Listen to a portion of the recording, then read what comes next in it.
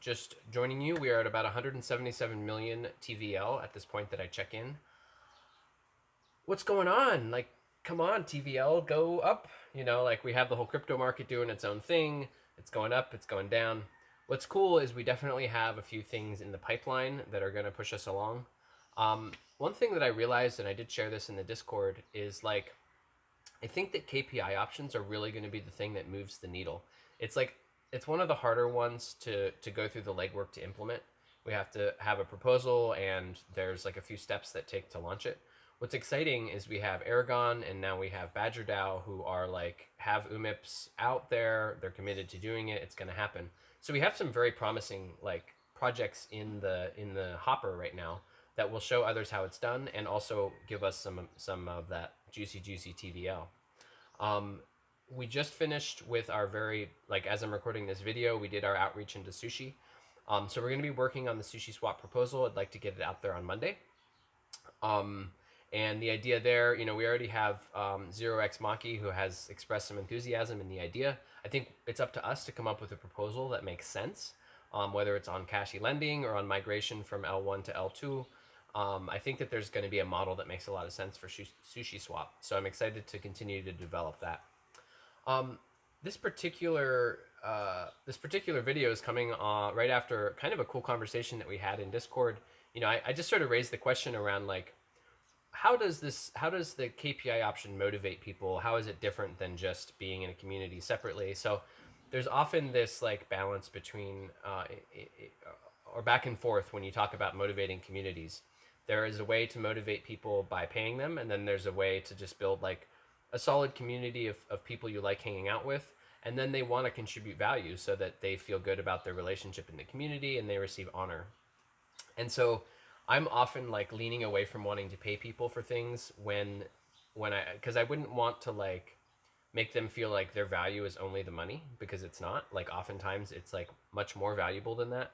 And so like I almost worry about like you don't want to like if you pay little kids to read books, for example, they'll actually read less when you stop paying them than if they just had a desire to love reading. All of that being said, like it's very good to also have incentives be aligned, and that's what the KPI options can do. And so I was just asking this question, like, are you guys in it for the money? Are you in it for making other people feel happy because you're helping them earn money?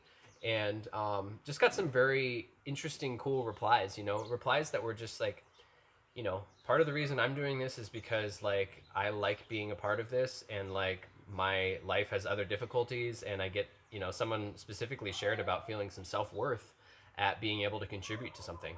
And I mean, like, that was just cool. Like, it was just actually a pretty touching back and forth. And so we had several different people chime in, and we were talking about kids and about, you know, taking off our SuperUMAn cape to go hang out with the kids, and then sneaking off and, being a member of the SuperUMANs.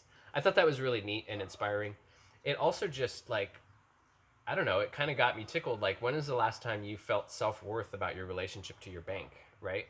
So I just got a little bit excited about the permissionless nature of Ethereum. And I also started thinking about the people that like I'm kind of like looking out over people's houses here in the Philippines. And like, I mean, the world has all kinds of barriers of access. And what's exciting about crypto, of course, other than the high gas fees and the capital access problems that we have in this present moment, is the permissionlessness of it, right? And so then I start thinking about like, the people who are trapped between Thailand and Burma, who basically live on garbage dumps, and they're refugees out of Myanmar, and they are without citizenship, like let alone IDs, let alone like the ability to get a bank account. Like there are so many barriers to them being able to access most of the infrastructure in the world that allows us to have a modern life and be a member of this society. But there's no insurmountable barrier to being a SuperUMAn or to being a member of the Ethereum community, right? Like, yeah, you need a smartphone, you need data access, and things like that. And actually, those particular things do permeate a lot deeper. Like, even people who are living in these circumstances often have smartphones, or they share them at least. So it's just cool. It's inspiring to me to have that moment, that realization. Excited to be a member of this movement, and excited to share it with other teams. I do think that we are making history right now as we do all this stuff. I think that we're learning together.